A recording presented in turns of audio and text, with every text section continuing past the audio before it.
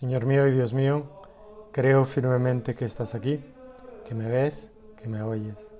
Te adoro con profunda reverencia, te pido perdón de mis pecados y gracia para hacer con fruto este rato de oración. Madre mía, Inmaculada, San José mi Padre y Señor, Ángel de mi guarda, interceded por mí. Cuando finalmente regresa a Ítaca, Ulises debe presentarse en su propia casa.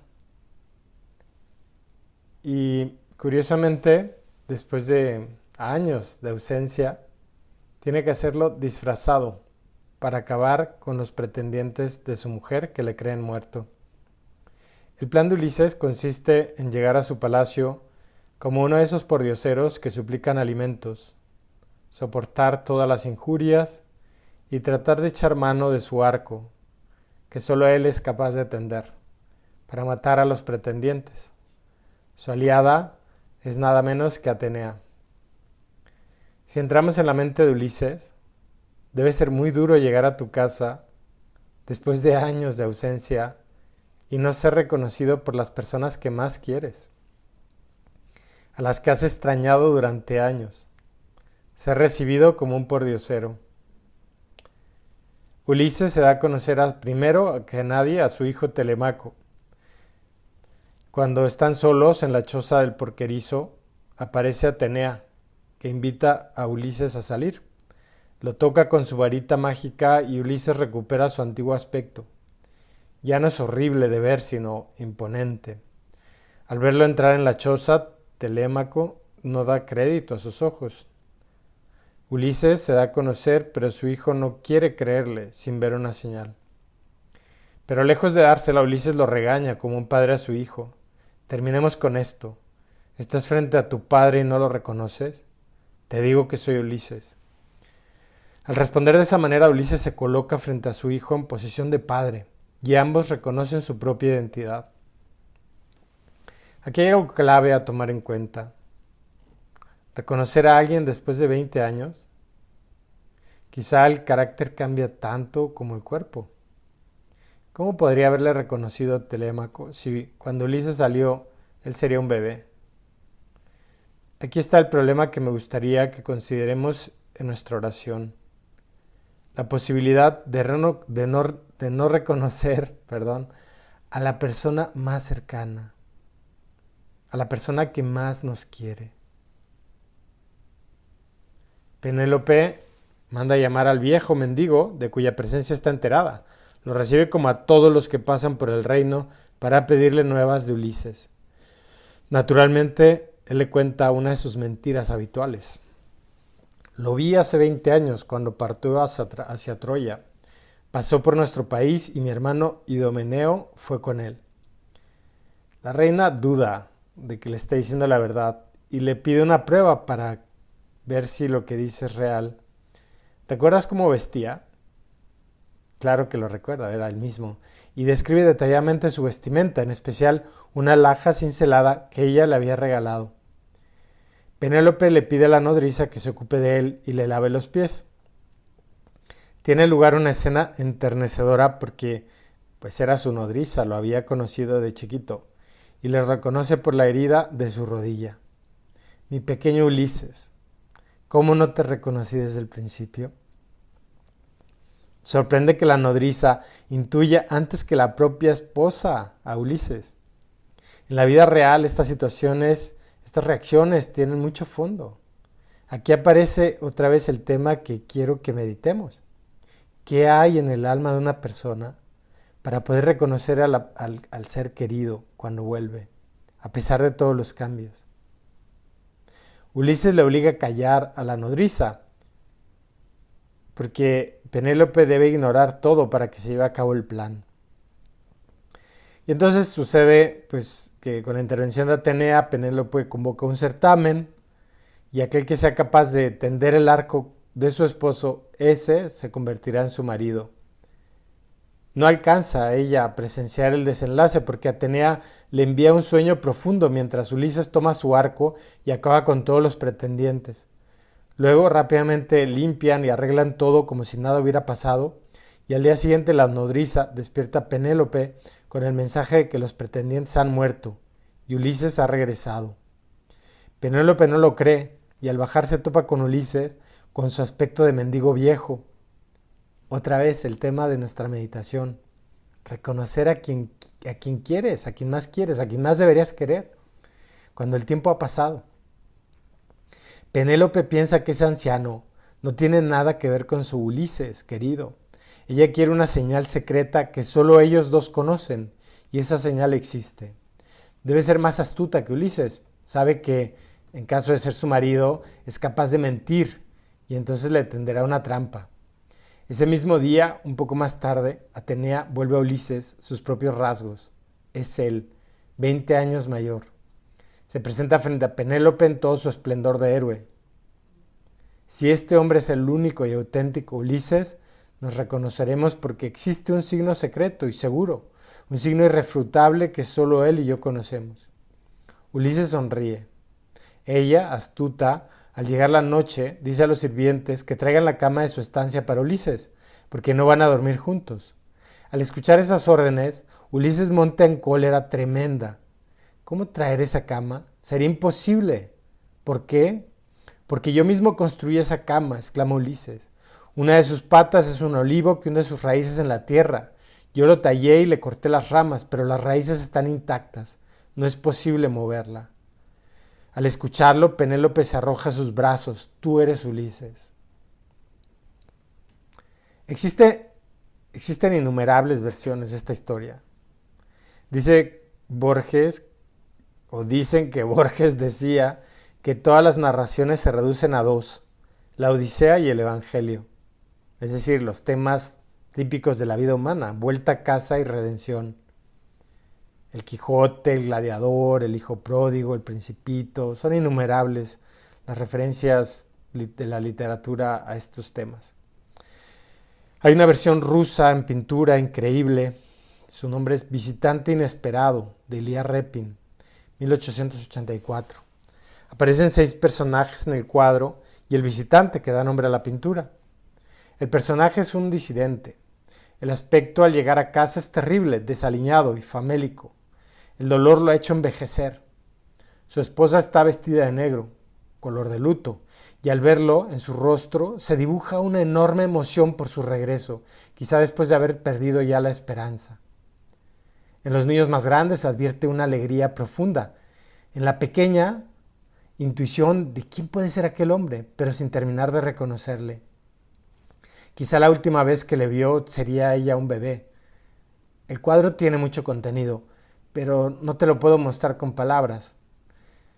Lo que me gustaría resaltar es cómo cada personaje tiene su propia mirada. Desde su propia historia, cada uno reacciona de manera diversa al mismo suceso. El regreso de la persona más querida, más amada. Una versión china es la película Regreso a casa, del 2014. Lu, perseguido político de la Revolución Cultural China, logra escapar de la cárcel, evadir la vigilancia y llegar al umbral de su casa. Hay una escena súper emotiva. Yu, su mujer, sabe que detrás de la puerta está su marido, tantos años esperado. Y es desesperante. Ella no abre la puerta. Lo adora, lo añora, pero teme la vigilancia comunista.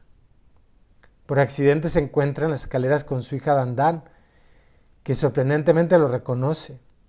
Su último encuentro fue muy pequeña, cuando ella era muy pequeña todavía.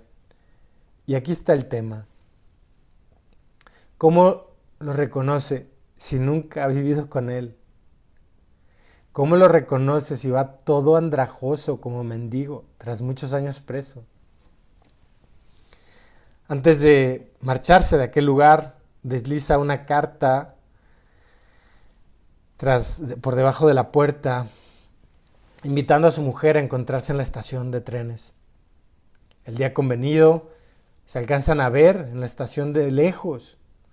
Lo primero que alcanza a reconocer ella es su voz, pero sin advertir que detrás de ella vienen varios espías. Ese encuentro precisamente provocará su definitiva separación. Los espías se interponen entre los dos y lo capturan a él. Y en el forcejeo tiran a la mujer, que se pega en la cabeza muy fuerte y a partir de ese momento olvidará todo. Años más tarde, cuando acaba la Revolución Cultural y él es por fin liberado y vuelve a casa, ella ya no lo puede reconocer. Ella ya no tiene memoria. Es dramático y él se conformará con tenerla cerca y con la ilusión de que recobre algún día la memoria. Y para eso le irá leyendo en voz alta primero unas cartas que nunca envió realmente cuando estaba en cautiverio, en aquel lugar preso. Y después, digamos, con cartas que él mismo le va escribiendo para leérselas, como si fueran de ese marido que ella recuerda. La película termina sin que ella llegue a reconocerle. Te traigo a la memoria estos elementos de la cultura porque me parece que reflejan muy bien dos dramas muy serios. El que hay en el corazón de Cristo y el que hay en nuestro propio corazón. El drama en nuestro corazón es que nuestro corazón estará inquieto hasta que descanse en Cristo. Y lo mismo que Penélope, Telémaco o Yu, podemos tener enfrente al amor de nuestros amores y no ver su atractivo. A la persona que más espera nuestro corazón, nuestro Señor Jesucristo, y no descubrirlo. El drama en el corazón de Cristo es que vino a los suyos, dice San Juan, y los suyos no lo recibieron. Es fuerte. Evidentemente, cuando San Juan escribe estas palabras, piensa en la primera venida de Cristo, cuando algunos judíos le rechazan. Pero creo que también se aplica a tantos que vendríamos a lo largo de los siglos. San Agustín dice que antes del final de los tiempos, cuando Cristo vuelva definitivamente, el Señor se presentará muchas veces en la vida de cada persona. Parece que nosotros estamos hechos para Dios y Dios sale a nuestro encuentro, pero por algún motivo ese encuentro muchas veces no llega a darse. ¿Te acuerdas de la película de la misma luna? Toda la película buscándose. Y la escena final, madre e hijo, se ven separados por una calle intensamente transitada que no pueden cruzar para encontrarse. Es un drama, pero no hay encuentro. Y ese drama es el que la iglesia quiere evitar. A la iglesia pues le aterra pensar que nosotros no tengamos un encuentro definitivo con Cristo. Y por eso se va inventando distintos modos de provocar ese encuentro, de educar nuestro corazón, nuestra mirada, para que cuando finalmente lo tengamos de frente, seamos capaces de reconocerlo y de quererlo. Le desgarra la idea de que un día podamos verlo como aquella China o como Penélope miraban a su esposo, sin ser capaces de reconocerlo. En ambos casos el esposo no cumplía las expectativas. Su presencia no era lo que ellas estaban como listas, preparadas, pues para ver. Fíjate, estas palabras de San José María son fuertes en ese sentido. Ese Cristo que tú ves no es Jesús. Será en todo caso la triste imagen que pueden formar tus ojos turbios. Purifícate, clarifica tu mirada con la humildad y la penitencia. Luego no te faltarán las limpias luces del amor y tendrás una visión perfecta. Tu imagen será realmente la suya, Él. Esa es la idea del Adviento. La pregunta sería si estamos en condiciones de reconocerlo, si lo añoramos, si nos sentimos sedientos de ver su rostro, de tocarlo, de abrazarlo, de escucharlo tal como es, no como lo ha formado nuestra imaginación, como querríamos que fuera domesticado, sino como Él es. Y la iglesia se adelanta intuyendo que probablemente no estemos preparados, que muy probablemente no estamos en condiciones de reconocer a Cristo. Ese es el único sentido de las prácticas de Adviento. Darnos pistas para recordar ese deseo de Dios que alguna vez hubo en el fondo de nuestro corazón. Provocar pequeños encuentros con Cristo, quizá de lejos, para que sepamos reconocerlo cuando venga por nosotros. Si la iglesia logra suscitar en nosotros el hambre de Dios, ya triunfó, ya valió la pena este Adviento. Porque el Adviento es para los que tienen hambre. A los satisfechos no les dice nada. si les dices que la liturgia del 25 de diciembre lo hará presente como un bebé que pueden acariciar y bailarle y apretarlo contra su pecho, no lo creerán. En ese niño, el amor de nuestros amores, hecho presente como bebé necesitado de cariño en una misa, no es cierto, no puede ser. No, la iglesia no puede hacer aquello. Nos pasará como esos dramas de la literatura, de la pintura, del cine. No me lo creo, ese no puede ser, mi amado. La liturgia en los próximos días irá poniendo en nuestros labios palabras cada vez más apasionadas. Curiosamente, con desgana, sin ilusión, por encontrar al Señor que viene, nos puede pasar como a los familiares de Ulises, como a los familiares de Lu, el chino de la película, que pase muy cerca de nosotros y nos provoque un bostezo o rechazo. Isabel tenía 17 años. Conoció a Jesús a la edad en que las jóvenes se enamoran. Ya terminó el catecismo y está esperando poder recibir la confirmación en la Eucaristía. Mientras me contaba las ganas enormes que tiene de recibir a Jesús sacramentado, se le llenaban los ojos de lágrimas y me hizo pensar en Imelda Lamberti, que falleció en el instante en el que recibió la primera comunión. Qué intensidad, qué emoción, qué cariño. Luego piensas en cómo hay gente que recibe la hostia como si fuera una galleta Oreo, sin hacerle casita, sin ningún gesto de respeto o casi bostezando. Qué contraste, ¿no? Ahí está la diferencia entre uno que hace un buen adviento y otro que piensa que es una época más, sin ninguna relevancia. Isabel hambrienta frente a la gente indiferente ante la hostia. La gente que durante estos meses de pandemia ha logrado comulgar clandestinamente todos y cada uno de los días de la cuarentena. Frente a aquellos que se conforman con que la misa pues ahora ya no es obligatoria. Menos mal. Así aprovecho el domingo para algo más. Qué maravilla encontrar a esos cristianos para los que un día sin misa les supone un hambre terrible y abrasadora. Recorrerían kilómetros por encontrar una iglesia abierta y poder comulgar. Para Isabel, nuestra niña de 17 años, para estas almas pobres y hambrientas, para los necesitados de Dios es el Adviento, solo para ellos. Solo a ellos la noticia "viene el Señor" les resulta un anuncio gozoso capaz de despertar el alma. Aquel centurión del Evangelio que se recuerda al principio del Adviento, tendría mucho dinero, estaba construyendo una sinagoga y no era judío.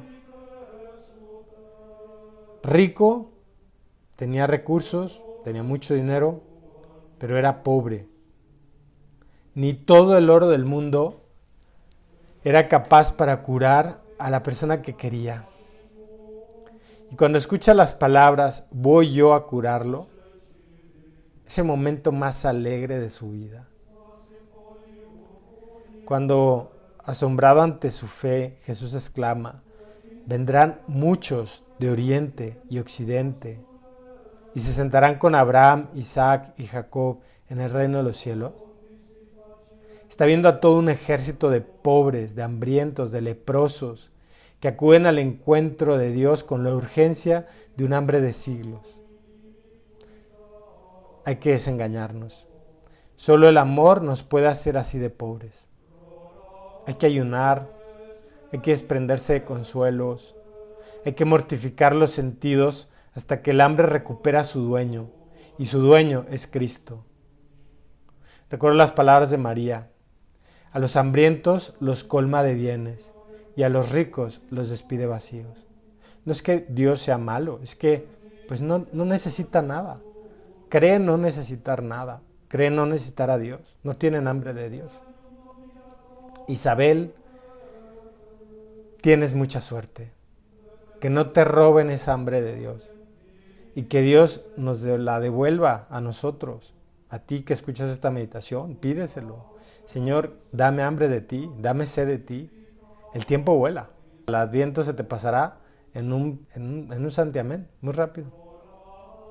Podría haberme detenido en mostrar como los momentos importantes, las frases preciosas de la liturgia, hacer un recorrido por lo que la Iglesia nos irá diciendo estos días. Pero he preferido guiarte a esta petición final. Señor, ayúdame a descubrir que todos los anhelos de mi corazón son hambre de ti. Que mi corazón no se aquietará hasta que sacie esa hambre tremenda de mil cosas que en el fondo me hablan del hambre que tengo de ti. Entonces, el Adviento me irá saciando, o quizá irá despertando más esa sed para encontrarme finalmente contigo. Irá suscitando la Iglesia pequeños encuentros de lejos, que podamos ir viendo tu silueta, que podamos ir oliendo el olor maravilloso tuyo, que podamos ir escuchando tus palabras para que crezca en nuestro corazón ese deseo de encuentro, de estar contigo. De manera que cuando estés frente a nosotros sepamos reconocerte, llenos de alegría, y te abracemos y ya no te dejemos ir. Y no nos pase como a Penélope y a la chinita. Madre mía, consígueme de Dios ese deseo de encontrarme con Él, que me lleve a aprovechar este Adviento. Te doy gracias, Dios mío, por los buenos propósitos, afectos e inspiraciones que me has comunicado en esta meditación. Te pido ayuda para ponerlos por obra. Madre mía Inmaculada, San José, mi Padre y Señor, Ángel de mi guarda, interceded por mí.